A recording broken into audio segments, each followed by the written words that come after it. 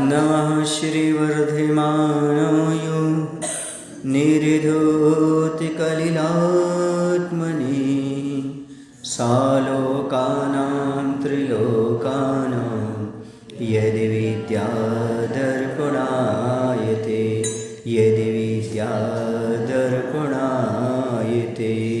बोलिए अहिंसा परमो धर्म की देवाय देव श्री नेमिनाथ भगवान की है। आचार्य गुरुदेव भगवान श्री विद्या सागर जी महाराज की, आचार्य समय सागर जी महाराज की।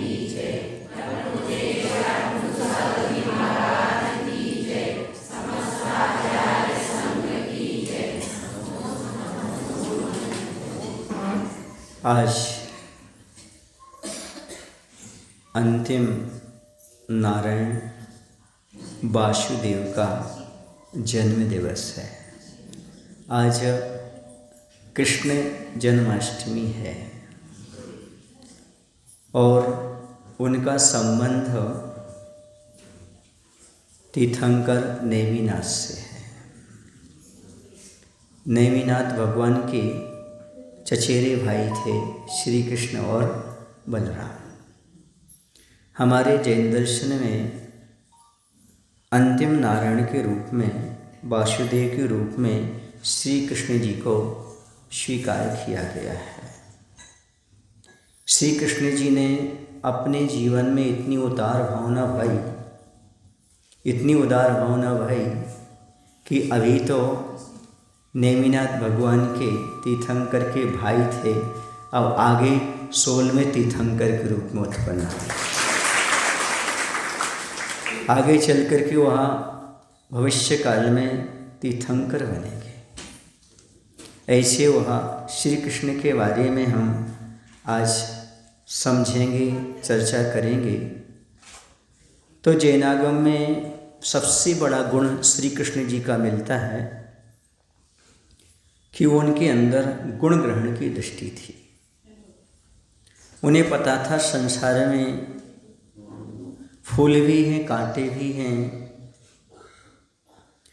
उन्हें पता था सुख भी है, दुख भी है, अच्छाइयाँ भी हैं, बुराइयाँ भी हैं, धूप भी है, छाँव भी है। ऐसे मानव के अंदर, वस्तु के अंदर दोष भी हैं और गुण भी हैं। लेकिन उन्होंने सृष्टि में जब भी विचरण किया तो दोषों को इग्नोर किया और गुणों को ग्रहण किया। ये उनकी महत्वपूर्ण विशेषता थी। गुण ग्रहण का भाव रहे न तो दृष्टि न दोषों पर जावे। ये भावना अपने आप में उनके जीवन में चरितार्थ थी। वह घटना ऐसी मिलती है कि सौधर में स्वर्ग में सौधर्मेंद्र चर्चा कर रहा था कि सम्यक दृष्टि जीव का लक्षण होता है, वह दूसरों के दोषों को नहीं देखता, गुणों को ग्रहण करता है। और वही महान होता है संसार में जो दोषों पर दृष्टि ना दे करके मात्र गुणों पर दृष्टि देता है। और ये कोई महान आत्मा ही कर सकता है, महान व्यक्तित्व का धनी ही कार्य कर सकता है, जो कि दूसरों के दोषों को ना देख करके गुणों को ग्रहण करने का भाव रखता है। तो सौधर्मेंद्र अपनी चर्चा कर ही रहा था, बता ही रहा था। वो ये भी कह रहा था कि जो पृथ्वी पर मनुष्य विचरण करते हैं उनमें यदि कोई मनुष्य गुणों को ग्रहण करने वाला होता है तो निश्चित वह महान होता है। तो किसी दूसरे देव ने कहा, सौधर्मेंद्र से पूछा कि भाई ये तो बताओ, क्या पृथ्वी पर भी कोई ऐसा व्यक्ति है जो दोषों को इग्नोर करके मात्र गुणों को ही ग्रहण करने की क्षमता रखता हो, गुण ही ग्रहण करता हो? उन्होंने कहा है। उस समय की बात है, नेमिनाथ भगवान के समय की, जब भगवान का समोषण लगा हुआ था। उन्होंने कहा हाँ है, भगवान नेमिनाथ के चचेरे भाई श्री कृष्ण जी हैं जो हमेशा हर वस्तु में, हर व्यक्ति में गुण ही खोजा करते हैं। उसने कहा चलो यदि ऐसी बात है तो अपन परीक्षा ले लेते हैं। देवताओं का काम ही क्या होता है? पालना बच्चे, देवताओं को कोई काम तो होता नहीं है परीक्षा के अलावा, समझ गए। उनको जब भावना होती है, इच्छा होती है, कंठ से अमृत झर जाता है। उन्हें कोई भोजन पानी इकट्ठा करना नहीं पड़ता है। बाल रहते नहीं हैं जो संभालना पड़े, और बच्चे रहते नहीं जो संभालना पड़े। आपका अधिकांश समय किस में जाता है? बालों को संभालने में या बच्चों को संभालने में। देवताओं के ना बाल होते हो ना बच्चे होते हैं। उनका तो वैकृत शरीर होता है, कुछ काम करना नहीं होता है। मात्र जो वर्तमान में पुण्य किया था उन्होंने, अर्थात उनकी पर्याय से भूतकाल में जो पुण्य किया था मनुष्य पर्याय में, उसका फल स्वर्ग में जाकर के भोगा करते। और देव परीक्षा लेने के लिए आ गए। परीक्षा लेने के लिए कैसे आए? उस समय श्री कृष्ण जी रथ पर सवार होकर के नेमिनाथ भगवान के समोषण में दिव्य ध्वनि सुनने के लिए जा रहे थे। क्यों? क्योंकि जो भी व्यक्ति आत्मकल्याणार्थी होता है वह भगवान की दिव्य ध्वनि अवश्य सुनता है, मुनियों का उपदेश अवश्य सुनता है। इस श्री कृष्ण की शिक्षा मिलती है। कितने भी ज्ञानी क्यों ना हो, विद्वान क्यों ना हो, यदि हमारे नगर में कोई संयमी हो, मुनि हो और साक्षात तीर्थंकर हो, तो उनके उपदेश सुनने तो वह नियम से जाता ही जाता है, कितना भी ज्ञान प्राप्त कर ले। लेकिन वो ज्ञान हमारे पास नहीं होता जो ज्ञान एक संयमी के पास या केवल ज्ञानी की वाणी में हमें प्राप्त हो जाता है। और वह उस ज्ञान को ग्रहण करने के लिए जा रहे थे, भगवान के दर्शन करने के लिए जा रहे थे कि रास्ते में वह देव पहुंचा और उसने एक मृतक कुत्ता उत्पन्न कर दिया। काला, कलूटा, दुर्गंध, जिसमें ऐसी दुर्गंध आ रही जो आप उस दुर्गंध के सामने टिक ही नहीं सकती, ऐसा कुत्ता रास्ते में पाड़ दिया। रथ पर सवार जितने लोग थे और साथी थे, उन सब ने उस दुर्गंध को सहन नहीं किया। सहन न कर पाने से सारे साथी तितर बितर हो गए। मात्र रथ पर कौन रह गए? श्री कृष्ण जी। लेकिन उन्होंने उस कुत्ते की ओर देखा भी, नासिका में दुर्गंध भी आई, लेकिन उन्होंने कोई विपरीत एक्शन नहीं लिया। जब ये विपरीत एक्शन सामने नहीं आया तो देवता को लगा कि सही बात है, इनके अंदर तो गिलानी भी उत्पन्न नहीं हो रही है, निर्जग सांग जैसा पल रहा है। उसने फिर ब्राह्मण का रूप बनाया और आकर के उनसे कहा, देखो ये कुत्ता पड़ा हुआ है। श्री कृष्ण जी से कहा, इसमें कितनी दुर्गंध आ रही है। सारे के सारे लोग भाग गए, नासिका फटी जा रही है। ऐसी दुर्गंध तो कोई संसार में पदार्थ है नहीं जैसा। क्यों? क्योंकि भैया देखो, दुर्गंध तो दुर्गंध होती है, पर देवताओं के द्वारा फैलाई गई हो तो, कहते ना करेला तो कड़वा होता है और नीम पर चढ़ गया हो तो और कड़वा होता है। दुर्गंध दुर्गंध होती है, लेकिन देवताओं ने फैलाई हो तो और खतरनाक हो जाती है। समझ रहे आप लोग? लेकिन श्री कृष्ण जी ने सब कुछ सुनने के बाद एक ही जवाब दिया, वो महत्वपूर्ण है। उन्होंने कहा, हाँ भाई आपकी बात मैंने सुन ली, पर सुनो, उस कुत्ते की जो दांतों की पंक्ति है वो कितनी सुंदर लग रही है। दुर्गंध नहीं दिखी, काला शरीर नहीं दिखा, मृतक कलेवर नहीं दिखा, उन्हें नजर आए तो मात्र चमकती हुई दांत नजर आए। ये उनकी उस विशेषता को दर्शाते हैं कि संसार में कोई वस्तु दिखे तो उसमें मात्र गुण ही ग्रहण करना चाहिए। देवता को लगा जैसा मैंने कृष्ण जी के बारे में स्वर्गों में सुना था इंद्र से, उससे ज़्यादा बढ़कर के इनके पास एक गुण है। उन देवताओं ने उनको नमस्कार किया और अच्छे आदर सत्कार के साथ चले गए। यहाँ पर तो एक कहानी पूर्ण हो जाती है, पर हमारी भी तो कहानी है।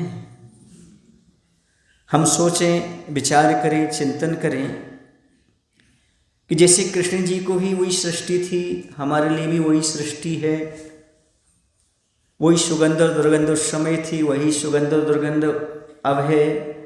उसी प्रकार के लोग वहाँ भी थे, इसी प्रकार के लोग यहाँ भी हैं। वो भी मानव के रूप में थे, हम भी मानव के रूप में हैं। हमें विचार ये करना है, क्या जैसी दृष्टि उनके अंदर थी वैसी दृष्टि हमारे अंदर है। जैसे वो प्रत्येक वस्तु में गुण खोजते थे, तो हम भी क्या प्रत्येक वस्तु में गुण खोजते हैं? नहीं खोजते तो क्या करना चाहिए? तो कृष्ण जी की कहानी से यही शिक्षा मिलती है कि हमें भी हर व्यक्ति में, हर वस्तु में दोष न देख करके गुणों को खोजने का प्रयास करना चाहिए। आगे षोडश कारण भावना का पर्व आ रहा है। षोडश कारण भावना चल रही है। वैसे तो आप लोगों के यहाँ 16 दिन मानते हैं, बाकी 32 दिन चलता है। कितना चलता है? 32 दिन चलता है। समझ गए? तो 16 कारण में जो सबके कल्याण की भावना भाता है, सब में गुणों का दर्शन करता है, वह उदार दृष्टि वाला होता है, सहानुभूति से भरा होता है, वही जीव तीर्थंकर प्रकृति का बंद करता है। ऐसी उदार दृष्टि को रखने वाला ही स्वयं का कल्याण भी करता है और पर के कल्याण की भावना भी पाता चला जाता है। अपना भी कल्याण हो और अन्य जीवों का भी निरंतर कल्याण होता चला जाए, सबका भला होता चला जाए।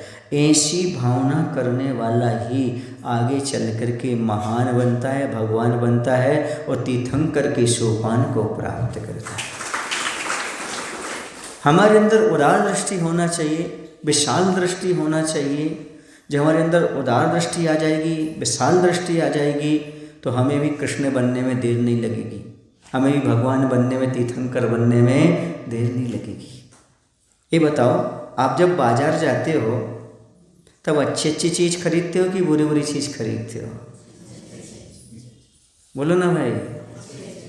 कितने लोग अच्छी अच्छी चीज़ खरीदते हैं? सभी खरीदते हैं हमारे चीज़ में, क्या बात होगी आपको छोड़कर, क्योंकि आप बाजार नहीं जाते, खरीदने का सवाल ही नहीं उठता। लेकिन सब व्यक्ति चाहते बाजार में अच्छी अच्छी चीज़ मिले। यदि आप सब्जी भी लेते हो 100 रुपये की, तो भी छाँट छाँट करके लेते हो। कितने रुपए की? पेट भरने के लिए 100 रुपये की आप सब्जी भी लेते हो, छाँट छाँट करके लेते हो, अर्थात अच्छी अच्छी लेकर के आ जाते हो। जो अच्छी नहीं है उसकी निंदा नहीं करते, वहीं छोड़ करके आ जाते हो। वैसे आप किसी व्यक्ति से मिलते हो, किसी वस्तु आपके सामने आती है, तो आपके अंदर भी यही भाव होना चाहिए, हमें मात्र अच्छी अच्छी माने अच्छाइयाँ अच्छाइयाँ गुण गुण ग्रहण करना है, दोषों को ओर ध्यान नहीं देना है। आप आम खरीदने गए कभी? माँ भी ना खाई। वैसे तो आपके खेतों में होता होगा, फिर भी कभी आपने खरीदा होगा। आपने कभी खारक, खजूर खरीदे? कितने लोगों ने खरीदे होंगे? सब ने खरीदे होंगे, है ना। जब आप उसको खरीदते हो तो उसके अंदर गुठली भी रहती है कि गुठली निकाल के खरीदते हो? गुठली समझते ना, उसके अंदर का जो बीज रहता है, वो किस काम का है आपका? वो किस काम का है आपके? कोई काम का है? अच्छा ये बताओ, ऐसा तो नहीं कि आप आम जो होता है ना या गुठली, तो आम का पैसा दे के आते हो कि गुठली का भी दे के आते हो? अरे हंसने की क्या बात, पूछ रहा हूँ आपसे। तो जितना पैसा आम का, उतना पैसा पक्का ना? ये हमें मालूम नहीं भैया, उतना ही दे करके आते हो? पक्का क्लियर कर लो भी पहले भैया। गुठली आपके काम की नहीं है, आपको फेंकना है, लेकिन जितने रुपए से, जितने भाव से, जितने चाव से आप आम खरीदते हो, उतने ही चाव से आप गुठली खरीदते हो। पक्का ना? बस वही पूछना चाहता हूँ आपसे। ऐसे ही संसारी प्राणी के अंदर गुठली भी है और आम भी है, अच्छाइयाँ भी हैं और बुराइयाँ भी हैं। आप अच्छाइयाँ किस चाव से लेते हो और बुराइयाँ किस चाव से लेते हो? जैसे आम और आम की गुठली एक भाव खरीदते हो, वैसे आपके साधर्मी के दोष और गुण एक भाव पर तोल करके रखना चाहिए। हमारी एक आदत है, बाजार की वस्तु को एक साथ लेकर आते हैं और घर की वस्तुएं भेद करने लगते हैं। जैसे आपके लिए आम है, खजूर है वह बाजार से गुठली सहित खरीदते हो, जबकि गुठली काम की नहीं होती है, उसी भाव खरीदते हो। वैसे यदि किसी व्यक्ति के अंदर गुण रूपी आम या खजूर है और दोष रूपी गुठली है, तो गुठली को और आम को दोनों को, उसके दोष और गुणों को दोनों को स्वीकार कर लेना चाहिए, गुण को ग्रहण कर लेना चाहिए, दोषों को छोड़ देना चाहिए। पर कभी भी आम की निंदा नहीं करना चाहिए, इसमें इतनी बड़ी गुठली, इसमें इतनी बड़ी गुठली है। करते हो क्या ऐसा? नहीं, चूस चूस करके खा लेते हो। चूसना समझते हो? क्या करते हो उसको, आम को बिल्कुल इतना भी नहीं, उसको चूस चूस करके। तो जब चूसोगे तो आम को अंदर रखोगे, गुठली को भी रखोगे? बोलो ना, गुठली भी अंदर जाती है। चूसने में क्या है, गुठली भी अंदर जाती है, ये बात अलग है। चूस चूस के गुठली को बाहर निकाल देते हो, ऐसे होता है ना। बस ऐसे किया करो। आपके परिजन हैं, आपके उपकारी हैं, तो आपको क्या करना है, उनके गुणों को ग्रहण करना है और चूस चूस करके, यानी गुणों को ग्रहण करके गुठली रूपी दोषों को बाहर फेंक देना। ऐसे यदि काम अपने जीवन में हो जाता है तो कृष्ण अष्टमी अपने आप में सार्थक हो जाती है। महापुरुषों के जीवन चरित्र को पढ़ना, जानना, सुनना कब सार्थक होता है? जब उनके गुणों को हम अपने जीवन में कुछ अंशों में उपयोग में ला सकें। क्या ज़रूरत है महापुरुषों को याद करने की? याद रखो, महापुरुषों के जीवन चरित्र हमें नसीहत करती हैं। नसीहत समझते हो? नसीहत माने शिक्षा देते हैं। महापुरुषों के जीवन चरित्र हमें नसीहत करते हैं कि हम भी उन जैसा अपना जीवन साफ सुथरा कर सकते हैं। जैसे उन्होंने अपने जीवन को साफ सुथरे ढंग से व्यतीत किया है, निकाला है, वैसे हम भी अपने जीवन को अच्छे ढंग से, साफ सुथरे ढंग से व्यतीत कर सकते हैं, अच्छी तरह से निकाल सकते हैं। समझ में आ रहा है? ऐसी दृष्टि हमारे अंदर कब आएगी? जैसी दृष्टि उन लोगों के पास थी। महाराज जी, जब हम महापुरुष बनेंगे ना, तो हमारे अंदर वो दृष्टि आ जाएगी। एक सज्जन ने हमसे कहा, महाराज जी, अच्छे सुनना, महाराज जी आप जैसे विचार हमारे अंदर कब आएंगे? आप जैसा चिंतन हमारे अंदर कब आएगा? आप जैसी सोच हमारे अंदर कब आएगी? सुने ना, हमने कहता हूँ हमारे जैसे बन जाओ, आपकी सोच हमारे जैसी हो जाएगी। नहीं महाराज, जब आप जैसी सोच हमारे अंदर आएगी तब हम आप जैसे बनोगे, तो कभी नहीं बन सकते। आप हम जैसे बन जाओ, हमारे जैसी सोच आपके अंदर प्राप्त हो जाएगी। ऐसा ढलना पड़ेगा, तभी सोच आपके अंदर आ सकती है। ऐसा जीवन, ऐसा व्यक्तित्व हमें बनाना पड़ेगा, तभी हम जाकर के उस प्रकार की दृष्टि को प्राप्त कर सकते हैं। समझ आ रहा है ना?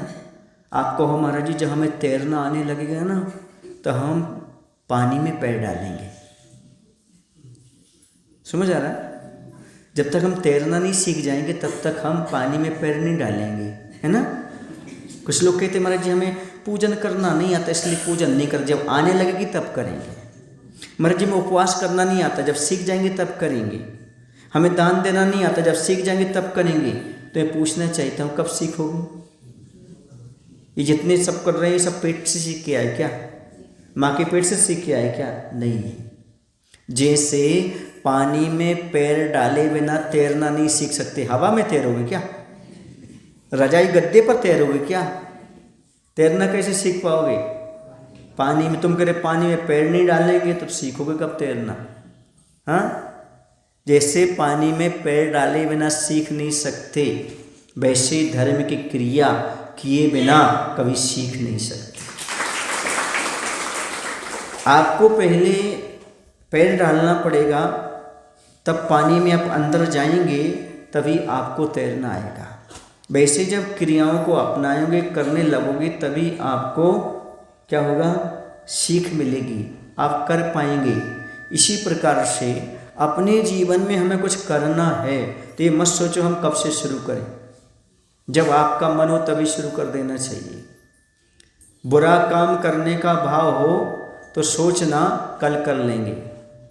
बुरा काम करने का भाव हो तो कब क्या सोचना, कल कर लेंगे।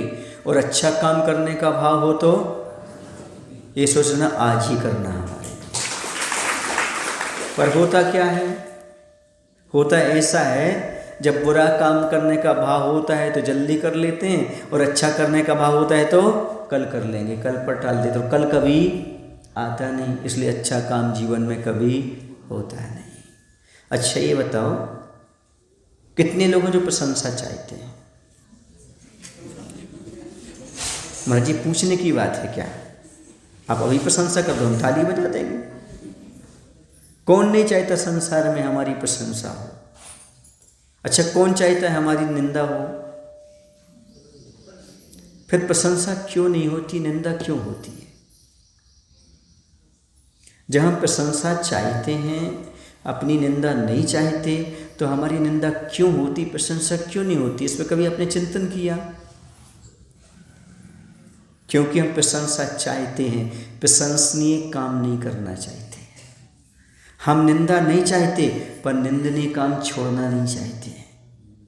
एक बार निंदनीय काम छोड़ दो, प्रशंसा मत चाहो, प्रशंसा तो अपने आप प्राप्त होती चली। क्या करो, ये संसारी प्राणी गड्ढा खोदता है गहराई में। ये संसारी प्राणी गड्ढा खोदता है गहराई में और चाहता है ऊंचाइयां। गड्ढा खोदने वाले को कभी ऊंचाइयां प्राप्त होगी क्या? मैं कहता हूं कि आप ऊंचाई मत चाहो, अच्छाइयां चाहो। ऊंचाइयां चाहने से ऊंचाइयां नहीं मिलती, बल्कि अच्छाइयां अपनाओ, ऊंचाइयां अपने आप मिलती चली जाएंगी। जितनी अच्छाइयां आएंगी उतनी ऊंचाई मिलेगी, जितनी बुराइयां आएंगी उतनी गहराई मतलब निचलापन प्राप्त होगा। इसलिए ऊंचाइयां पाना चाहते हो तो अच्छाइयों को इग्नोर मत करो, अपने जीवन में अच्छाइयों को धारण करो और दूसरों की अच्छाइयों को देखने का प्रयास करो। हर आदमी चाहता है मेरी प्रशंसा हो, मेरी प्रशंसा हो। समझ रहे आप लोग कि नहीं? हर आदमी चाहता है, और इतना तक कि प्रशंसा मिल जाए मौत को भी गले लगा लेता है। मरना पसंद है, पर आदमी को निंदा पसंद नहीं है। मरना चाहिए, ठीक मर जाऊंगा, पर प्रशंसा होना चाहिए मेरी, ऐसे आदमी के अंदर भाव आता है। एक कहानी मिलती है, एक मूर्तिकार था, वह हमेशा मूर्ति का निर्माण करता था, सुंदर से सुंदर मूर्तियां बनाता था। समझ गए ना? जैसे आपके माता पिता मूर्तिकार रहे हैं, सदलगा के माता पिता मूर्तिकार रहे हैं। यदि मूर्तिकार नहीं होते, मल्लप्पा जी, श्रीमंती जी, इतनी अच्छी मूर्ति आचार्य विद्यासागर के सामने ना होती, इतने अच्छे समय सागर जी ना होते, योग सागर जी की मूर्ति ना होती, योग सागर नियम सागर की मूर्ति ना होती। क्यों है?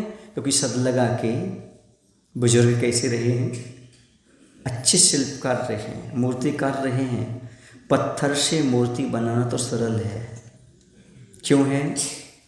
इसलिए सरल है क्योंकि पत्थर कुछ नहीं बोलता, कैसे भी तराशते जाओ। पर आदमी की मूर्ति बनाना बहुत कठिन है। जो आदमी को गढ़ के मूर्ति बनाता है वो माता पिता सबसे बड़ा शिल्पकार है। कल कहना भूल गए थे सो आज भूल दिए। समझ गए ना? ये पिता मूर्तिकार के समान होता है, जो एक एक कोट कोट को दूर करते करते गढ़ते गढ़ते गढ़ते एक सुंदर मूर्ति का निर्माण कर दिया करता है। तो ये मूर्तिकार था, बहुत सारी मूर्तियां बनाता था। समझ आए आप लोग कि नहीं? बहुत सारी बनाता था। एक बार उसे मालूम पड़ा कि यमराज जो है वो हमारे पास आ रहा है, मतलब मुझे अब लेने के लिए आ रहा है, मेरी आयु हो चुकी है। ये काल्पनिक कहानी है, समझने के लिए है। यमराज मुझे लेकर के जाएगा। उसने कहा मैं तो यमराज को ही मूर्ख बनाऊंगा। क्यों? क्योंकि मैं हूँ कौन? मूर्तिकार। और वो मूर्ति तो बनाता था, पर हर मूर्ति की प्रशंसा चाहता था, हर शिल्प की प्रशंसा चाहता था। क्योंकि आदमी कुछ काम करे और प्रशंसा ना मिले तो लगता मैंने काम ही नहीं किया। आदमी को काम कब लगता है? जब प्रशंसा हो। मामूली सी बात है, आप बाजार गए, आप 1000 रुपये का कपड़ा खरीद कर लाए, मन पसंद लेकर आए, और जैसे दोस्तों के बीच में आए, उन्होंने कहा अरे ये क्या नकली सा कपड़ा लेके आ गए, फिर क्या होती आपकी दशा? बोलो ना भाई। 1000 रुपये का कपड़ा जो था, सुकून दे रहा था, अब वो 1000 रुपये आपको कैसे लगे? जैसे हम पानी में डाल के आ गए। और यदि किसी ने प्रशंसा कर दी, बढ़िया कपड़ा लाया आप, अरे हमें तो सस्ता मिल गया, बढ़िया। बोलो गलत कह रहे? ऐसा ही होता है ना? होता है। और महिलाओं में तो विशेष होता है। कोई भी चीज़ लाओ और दिखाने की इच्छा ना हो, ऐसा संभव तो नहीं है। चूड़ियों को दिखाते दिखाते झोपड़ी जला देते हैं, कपड़ों को दिखाते दिखाते समझ रहे आप लोग कि नहीं? और ये बताओ, कपड़े क्यों पहनते हैं आप लोग? कैसे भी पहन लेते, अच्छे क्यों पहनते हो? एक बात पूछूं, घर में कैसे कपड़े पहनते हो आप? और बाहर निकलते ही, मतलब कपड़े आप अपने लिए नहीं पहनते अच्छे अच्छे, दूसरों को दिखाने के लिए पहनते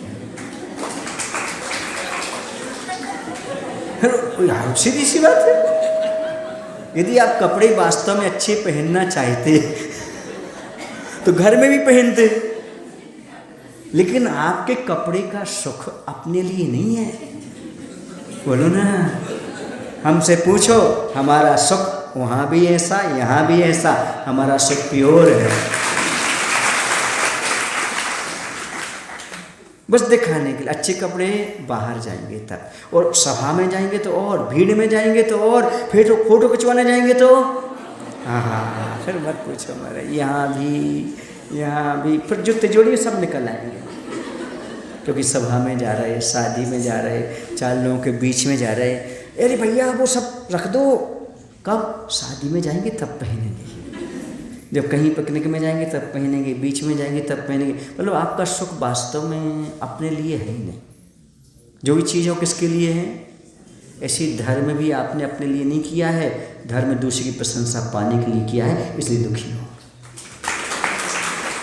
बस धर्म भी हम इसलिए करते हैं, क्यों करते हैं? दूसरे की प्रशंसा मिलती रहे, दूसरा देखता रहे, दूसरा कहता रहे, अरे तो बड़े धर्मात्मा है भैया, ये तो बड़े साधु की सेवा करने वाले हैं भैया, अरे इन जैसा धर्मात्मा तो कोई नहीं, सुबह से आते हैं, इतना करते हैं, ऐसा करते हैं। और किसी ने कह और दिया बीच में, ये क्या धर्मात्मा है? फिर देखो आप पूरा दिन बिल्कुल उसी में लगा रहेगा, न पूजन होगी, न माला फेरेगी। उस आदमी ने ऐसा कहा तो कहा क्यों? इतना प्रशंसा का भूखा है आदमी। पर भगवान नहीं दिखेंगे उससे, भगवान की मूर्ति दिखेगा, वो आदमी दिखेगा, उसने ऐसा कहा था, उसने ऐसा कहा था। बोलो सही है ना? रियलिटी है ना? महाराज जी आपको इतना अच्छे से कैसे पता? याद रखो, साधक को साधु का अनुभव हो या ना हो, पर साधु का श्रावक का अनुभव जरूर होता है, क्योंकि श्रावक बन के साधु बनता है। उस समय भगवान नहीं दिखते उसको, पुस्तक नहीं दिखती, पूजन नहीं दिखती, वो एक बात जो सामने वाले ने बोल दी वो दिखाई देती है। इतना प्रशंसा का भूखा होता है आदमी, इतनी प्रशंसा का भूखा होता है जितना रोटी का भी नहीं होता है। भूख लगी हो और कहीं पर माला पहनाने की सूचना मिल जाए, आपको अवार्ड मिलने वाला है। बोलो ना, बच्चे क्या करते स्कूल में? मम्मी जल्दी परसो, जल्दी दो भोजन, क्यों? हमें आज अवार्ड मिलना है। थोड़ा बहुत खाता है और भाग जाता है, खुशी रहती है, अवार्ड मिलना, अवार्ड मिलना। ऐसे उसके अंदर प्रशंसा की भूख थी। किसके अंदर? शिल्पकार के अंदर। अपन मूर्तिकार के पास जा रहे हैं, कहानी वही थी, बीच में आप दिख जाते तो आपकी कहानी भी सुना देते हैं बीच बीच में। और उसने तैयारी कर रखी, यमराज आएगा, यमराज को क्या दूंगा? धोखा। उसने अपनी ही 8 मूर्तियां बनाई। कितनी बनाई? समझ रहे ना? और बीच में खुद बैठ गया। 4 इस तरफ रख ली, 4 इस तरफ रख ली, और बीच में वो बैठ गया। कोई नहीं पहचान सकता कौन मूर्ति है और कौन शिल्पकार है। खुद की मूर्ति बनाई उसने, खुद की हूबहू मूर्ति बना के रखी। कोई सामान्य व्यक्ति परिचय कर ही नहीं सकता कि ये स्टैचू है या स्टैचू वाला है। इतना उसने बुद्धू बनाया। किसको? बोलो ना, कई बार आप भी मंदिर में ऐसे ही बैठते हो अपने को, अंदर चलता ही भगवान ये आदमी का अनिष्ट हो जाए, इस आदमी का ऐसा हो जाए। लोग हमें देख तो ले, हम कब से सामायिक पे बैठे हैं। देखो तो हम 1 घंटा से बैठे, एक भी आदमी नहीं आओ, देख भी हम कैसे बैठे हैं, माला फिर रहे, पूजन कर रहे, ध्यान कर रहे, एक बार भी नहीं देखा किसी ने।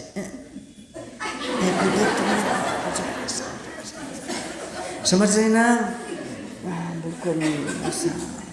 और ज़्यादा माला बढ़ा देता है। भूख तो लग रही है, पैर में दर्द है, पर 4 लोगों ने अभी देखा नहीं ना मुझे। हाँ, मैं परिवेशन पर मैं उपवास करके बैठा हूँ। हाँ, अब लोग आने लगे।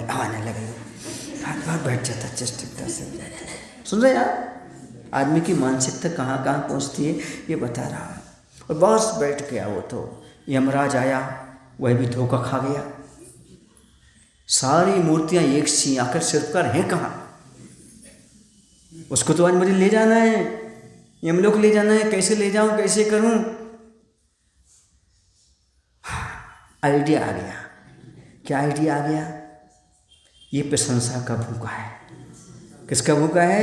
इसकी कमजोरी क्या है? प्रशंसा। सल्लगा वालों की नहीं पूछ रहा हूँ, बस प्रशंसा करते जाओ। मैं कुछ भी करूँ महाराज जी, आप प्रशंसा करो, बुराई तो कहीं मत करो, सच बात भी मत बोला करो। आप तो क्या करो? आपको तो एक ही काम, आप तो महाराज हैं, आप तो धन हैं, आप तो क्या करो? हमारी प्रशंसा। हम कुछ भी करें, आप क्या करो? हमारी। याद रखो, साधु बुराई नहीं करता, दाग नहीं लगाता, दाग दिखाता है ताकि तुम साफ कर सको। तुम्हें दोष इसलिए नहीं दिखाया है कि तुम्हें नीचे दिखाना है, बल्कि आगे भविष्य में ऐसा दोष मत करना, ये वो शिक्षा देते हैं आपको। ये दोष तुम्हारे लिए गर्त में ले जाने वाला है। तुम्हारी अहित के लिए दोष नहीं दिखाते, तुम्हें नीचा दिखाने के लिए दोष नहीं दिखाते, तुम बदनाम हो जाओ इसलिए दोष नहीं दिखाते, बल्कि इसलिए दिखाते हैं ये दोष तुम्हारे जीवन से समाप्त हो जाए। उनका उद्देश्य किसी को नीचा दिखाना नहीं है, बल्कि साधु तो ये समझता है जैसे हमें मोक्ष मार्ग मिला है वैसे सभी को मोक्ष मार्ग प्राप्त हो जाए, सभी ऊंचाइयों को प्राप्त कर जाएं, तुम्हारी कमियां दूर हो जाएं और तुम आगे स्वच्छ और निर्मल हो जाओ। तुम्हारा दूसरा बुराई करे इसलिए वो बुराई दिखा रहे हैं ताकि तुम्हारी बुराई दूर हो जाए, ताकि दुनिया तुम्हारी आजू बाजू के काम की बुराई ना कर सके, आजू बाजू की बुराई ना कर सकें, इसलिए आपको दोष दिखा करके आपको दोष दूर करने के लिए महाराज आपको प्रेरणा देते हैं। समझ आ रहा है ना?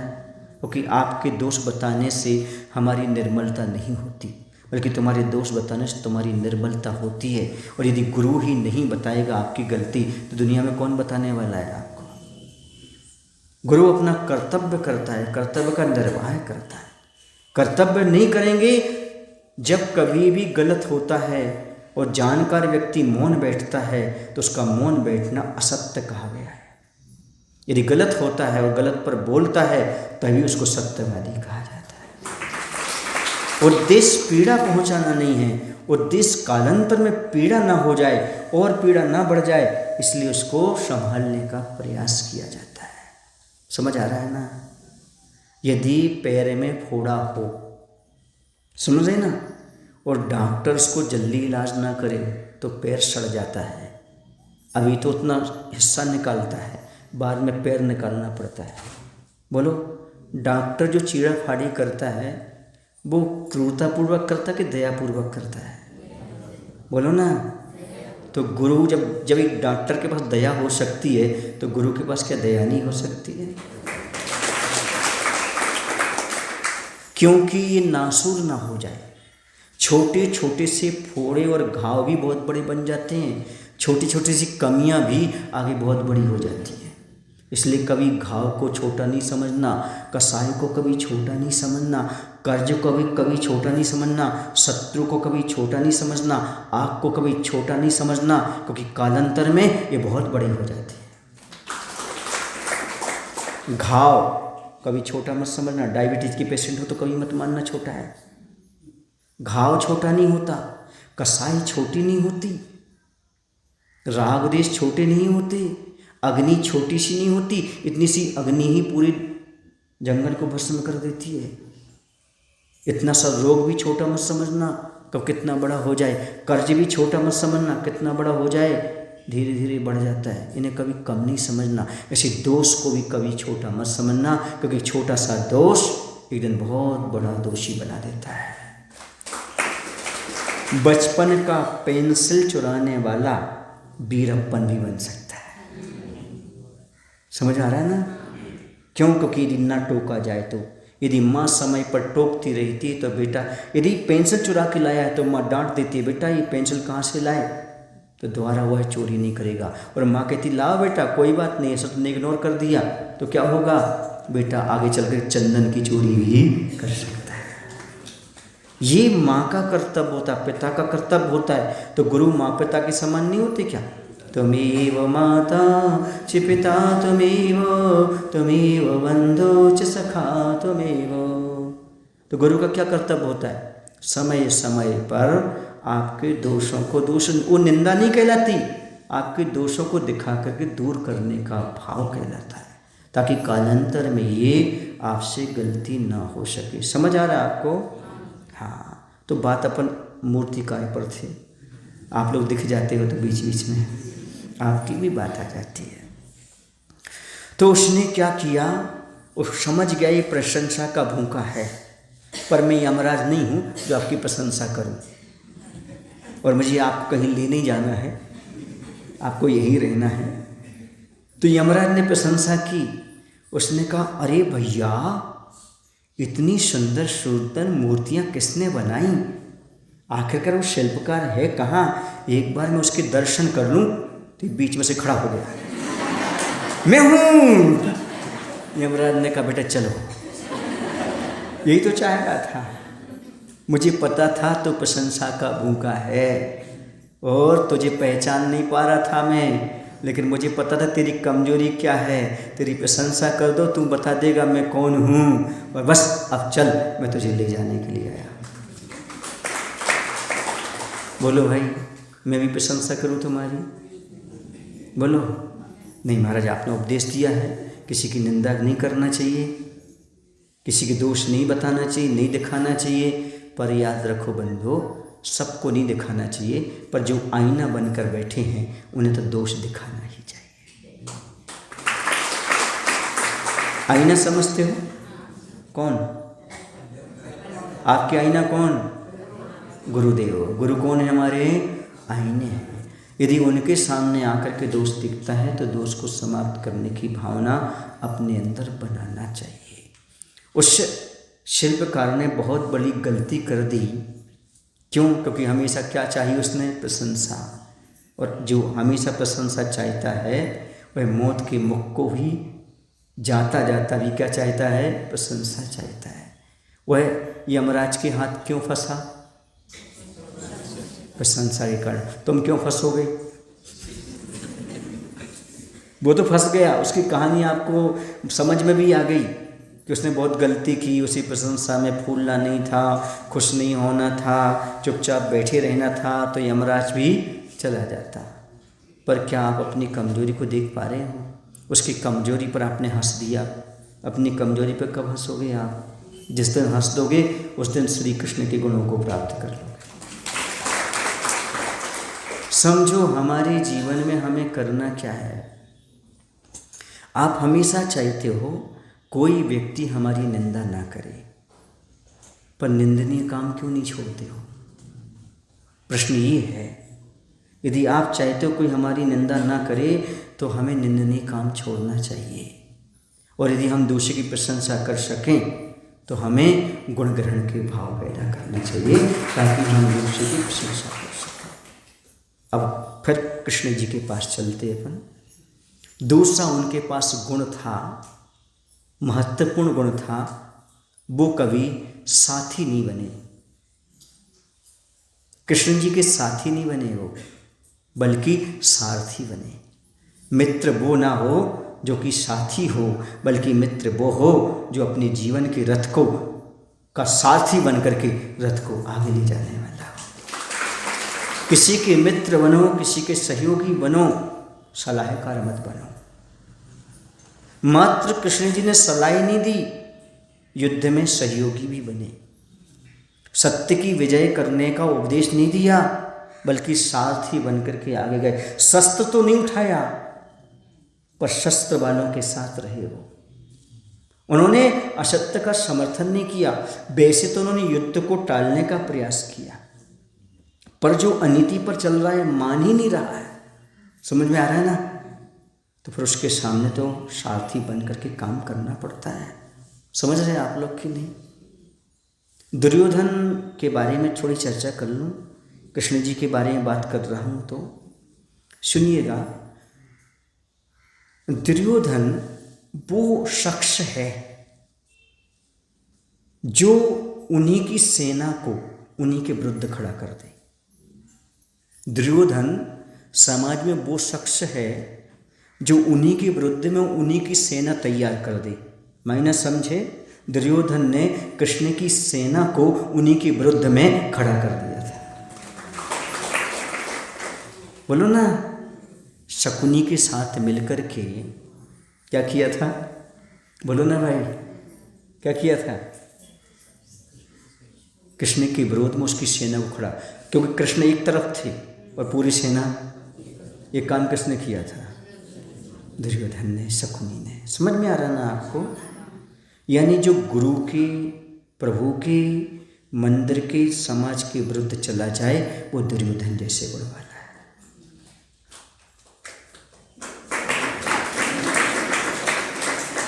उन्हीं के विरुद्ध सेना तैयार कर दे। इस समझने की आवश्यकता। ताली बजा दे अच्छी बात है, और बजा लो, कोई दिक्कत नहीं, पर ये देखने का प्रयास करो कि हम कृष्ण जैसे सारथी बन रहे हैं कि स्वार्थी बन रहे हैं। हमारे जीवन के रथ का सारथी कौन है? किसी हमें सारथी बनाना चाहिए, किसी सारथी नहीं बनाना चाहिए। याद रखो, कभी अपने जीवन का रथ का सारथी शकुनी मामा ना हो सके तो कृष्ण जी हो, तो जीवन का रथ बहुत अच्छे से चले। यदि हमारा सारथी कृष्ण है तो हमें किसी की कोई ज़रूरत नहीं है, घबराने की ज़रूरत है ही नहीं, क्योंकि सारथी है वो, सहयोगी है, सलाह करनी है, सलाह देने वाले सलाह दे करके पीछे हट जाते हैं, लेकिन आगे सहयोगी बन करके आने वाले बहुत कम होते हैं, और जो सहयोगी बन करके आगे चलते हैं वो हमारे सारथी होते हैं। अगली विशेषता उनकी थी दरिद्रता में भी मित्रता। कौन सी थी उनके वाला गुण? कौन सा था? दरिद्रता में भी मित्रता। सुदामा दरिद्र थे, पर उनसे कैसे मिले थे? जैसे एक मित्र से मिला जाता है, फूट फूट करके, रो रो करके, आंसू बहा बहा करके मिले थे। दरिद्र से तो क्या है, गरीब है तो क्या है। मित्रता में गरीबी और अमीरी नहीं देखी जाती, मित्रता में तो एक दूसरे का पवित्र हृदय देखा जाता है। मित्रता के बीच में गरीबी अमीरी कहाँ से आ जाती है? जहाँ गरीबी और अमीरी आ जाती है वहाँ पर मित्रता समाप्त हो जाती है। सच्चे सखा कौन थे? श्री कृष्ण है। उन्होंने अपने सखा के लिए कैसे भाव रख करके कैसा सहयोग दिया। बस मैं यही कहना चाहता हूँ समाज के कर्णधारों से, आपकी समाज में बहुत सारे ऐसे गरीब लोग हैं जो सुदामा जैसे हैं, और आप ऐसे हो, कृष्ण जैसे हो, आपका सब कुछ है, तो मेरा कर्तव्य बनता है यहाँ वहाँ पैसा बर्बाद ना करके, वैष्णव में पापों में बच्चों को ना दे करके उनका सहयोग करो, ताकि गरीबों का उत्थान हो सके, मित्रता सही हो सके, सार्थक हो सके। आज कृष्ण अष्टमी पर इतना काम तो करके देख लो अपने गरीब साधर्मी बंधुओं के लिए, जो कि अपने धर्म का परिवर्तन कर रहे हैं, मिथ्यात्व में जा रहे हैं, पैसे के कारण दर दर भटक रहे हैं, उनका सहयोग करने का प्रयास करो। आपके पास 2 पैसा है, उसको इकट्ठा करो, इकट्ठा करके उनका सहयोग करने का प्रयास करो। सरकार से अपील करो, सरकार से मांग करो, ताकि उन आपके सखाओं का कुछ आगे चल करके विकास हो सके। मात्र आपस में लड़ाई झगड़ी करने से ही तुम्हारा जीवन सार्थक नहीं होता। सार्थक तब होता है जब अपने साधर्मी की उन्नति की बात करो। ऐसा सखा का भाव अपने मित्र के प्रति देखो। तो गरीब हो तो क्या है, आप हो तो तुम्हारे मित्र, बचपन के मित्र हो, हमारे साधर्मी हो, हमारे भाई हो। आज तुम्हारे पास परिस्थिति ऐसी आई है, हम तुम्हारा सहयोग देने के लिए तैयार हैं। ऐसा भाव नहीं आता। लोग धर्म परिवर्तन कर लेते हैं। क्यों? क्योंकि जो देश वो देवता। आज की क्या मान्यता है? जिससे हमें मिले वही हमारा देवता है, वही हमारा भगवान है। क्योंकि प्राण कौन बचा रहा है? आजीविका का निर्वाह कौन करा रहा है? गरीबी को दूर कौन कर रहा है? जो करते उसे देवता मानने लगते हैं। इसलिए वहाँ इधर उधर भटक करके धर्म का परिवर्तन कर लेते हैं। ये कर्नाटक में बहुत आवश्यक है साधर्मी की सहायता। बहुत जरूरी है, ज्वलंत प्रश्न है कि हम अपने साधर्मी को कैसे सही रास्ता दिखा सकें। क्योंकि आदमी दो कारण से धर्म परिवर्तन करता है, या तो मजबूरी में या फिर दरिद्रता में। मजबूरी होती है उसकी कुछ, या फिर दरिद्रता रहती है, तो हमारे लिए कुछ ना कुछ तो प्राप्त हो जाए जिसके माध्यम से हम धर्म कर सकें, अपने जीवन को आगे बढ़ा सकें। ये भाव किसके अंदर था? कृष्ण जी के अंदर। और अगला उनके पास भाव था गौरक्षा का। किसका? गौरक्षा का। अर्थात मूक पशुओं के प्रति करुणा का भाव, दया का भाव। जो मूक पशु हैं, तभी तो उन्होंने तीर्थंकर प्रकृति का बंद किया। प्राणी मात्र के प्रति जिनका करुणा का भाव, कल्याण का भाव रहता है, वही तीर्थंकर प्रकृति का बंद करते हैं। जैसे हमारे आचार्य भगवंत ने मूक पशुओं के लिए सैकड़ों गौशालाओं के लिए आशीर्वाद किया। ये है करुणा की भावना। उसी के बीच में पूज्य इंद्रियापक समर्थ समता सागर जी की प्रेरणा से आपके यहाँ गौशाला चल रही है। ये करुणा का भाव, ये दया का भाव कहाँ से आएगा? सोचो, विचार करो। जिन व्यक्ति को आगे कल्याण करना है, भगवान बनना है, वो भी मूक पशुओं पर ध्यान दे रही हैं, क्योंकि उनको तो भगवान बनना ही है। आगे एक भाव बीच में है, बाकी मोक्ष जाने ही है। श्री कृष्ण का क्या है? एक भाव बीच में है, बाकी तुमको मोक्ष जाने हैं। तीर्थंकर बनकर के कल्याण करेंगे। फिर भी वर्तमान में जीवों की रक्षा पार्षणर भगवान ने क्या किया? जलते हुए नाग नागिन को निकाल करके उन्हें पंच परमेष्टि का स्वरूप समझाया और देवगति करा दी, उनके लिए सदगति करा दी। ये भाव करुणा की किनसे सीखे हम? यदि इन महापुरुषों को याद नहीं करेंगे हम तो कैसे? बताओ, जलते हुए नाग नागिन को निकाला, उनकी रक्षा के भाव की, और हम कहाँ बढ़ जाते हैं? पाप की ओर बढ़ जाते हैं। हमारे अंदर ये भाव नहीं है कि हम मांस का त्याग कर सकें। हमारे अंदर ये निर्मलता, पवित्रता नहीं है कि हम शुद्ध शाकाहार को अपना पाएं। वो तो देखो, उन जीवों को बचाने का भाव करते हैं। कृष्ण जी ने कैसा गायों की रक्षा की, बताते गोवर्धन पर्वत है ना, ऐसा सुनने में आता है, उन्होंने पर्वत को भी उठाया। किसकी रक्षा के लिए? गायों की रक्षा के लिए। आप लोगों के लिए भी ये अपने जीवन में साक्षरता पालन करना चाहिए कि हम भी अपने जीवन जैसे बने वैसे मूक प्राणियों के प्रति दया का, करुणा का भाव रख सकें। आपकी जितनी क्षमता है, जितनी योग्यता है, उस रूप में आप एक कार्य कर सकते हैं। हम एक नगर में थे, वहाँ नगर के लोग क्या करते थे, हम आपको बताएं क्या करते थे। उनके यहाँ एक ट्राली थी। ट्राली समझते, जो ट्रैक्टर में फंस जाती ना, ट्राली रहती है ना, जैसे वो बहुत सारा सामान भर लेते। आप क्या बोलते हैं आप लोग उसको? ट्रैक्टर के पीछे लगा रहता ना, हाँ, ट्राली बोलते हैं ना। हाँ, तो उसको वो क्या करते थे, वहाँ के युवा लोग सुबह से 1 घंटा पूरे नगर में घुमाते थे। जैसे कचड़े की गाड़ी घूमती ना, ऐसे घुमाते थे। और घर घर में जो बासा भोजन बचता था, वो सारा बासन भोजन उसमें रखते थे और गौशाला में छोड़ करके आते थे, ताकि गाय दिन भर उस भोजन को कर लेती थी। समझ गए ना? समझ में आ रहा है आपको? वो क्या करते, जिस शाम को आपका कुछ थोड़ा बहुत तो बचता ही है भोजन, ऐसा तो नहीं वो फेंके ना, नाली में ना जाए, कचड़े में दुर्गंध ना फैलाए, उसको इकट्ठा किया जाता था। वो कौन करते थे? युवा लोग। वो करुणा का भाव समझो। उन लोगों ने आगे चलकर कितनी निरोगी काया पाई होगी, आगे कितनी निरोगी काया पाएंगे वो, और अपने बच्चों कैसे स्वस्थ रहेंगे। जैसे आप मेडिकल के चक्कर काटते हो, डॉक्टर के चक्कर काटते हो, समझ रहे ना, घूमने के लिए आप कसरत करने जाते हो, वो करने स्वस्थ हो या ना हो, लेकिन यदि तुम गायों के लिए इतना प्रयास कर लोगे तो आप नियम से स्वस्थ हो जाओगे। ये मेरी गारंटी। ये करुणा का भाव, ये दया का भाव अपने अंदर आना चाहिए। कब आएगा? कृष्णाष्टमी पर। क्योंकि मेरा एक तरीका है, मैं कोई भी बात बोलता हूँ तो समय पर बोलता हूँ, बाकी नहीं बोलता। मुझे कोई लेना देना नहीं होता, मेरा उद्देश्य किसी को कुछ करना नहीं होता, पर जब सामने बात आती तब। और आज कौन सा दिन है? कृष्ण अष्टमी है। आप कृष्ण जी से ये शिक्षा लीजिएगा, जितना बनेगा मैं गायों के लिए तन मन धन से योगदान देने का प्रयास करूँगा। कुछ नहीं है मेरे पास, जो मैं भोजन कर रहा हूँ उसका बचा हुआ भोजन मैं किसको खिलाऊंगा? गाय को। एमपी में, मध्य प्रदेश में एक कहावत है, पहली रोटी गैया की। भोजन बनाते समय पहली रोटी किसको? क्यों? ये दान के संस्कार बने रहे। किसके संस्कार बने रहे? दान के संस्कार बने। देवताओं को भोग लगाओ या न लगाओ, सुन रहे ना जैनियों, लेकिन ध्यान रखो गाय को एक रोटी बचा के अवश्य रखो। मतलब अपने आय का 1% गौशाला में दान अवश्य करो। अकेली रोटी नहीं, रोटी का अर्थ क्या है? जो आप कमा रहे हो ना उसका 1%। प्रत्येक घर में एक गुल्लक होना चाहिए। मैं स्वस्थ होने का राज बता रहा हूँ। जो डॉक्टर को आप 1000 रुपये देते ना महीने में, वो बंद हो जाएंगे आपके।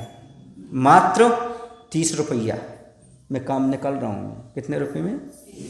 आप कम से कम हजारों रुपए डॉक्टर को महीने में देते हो।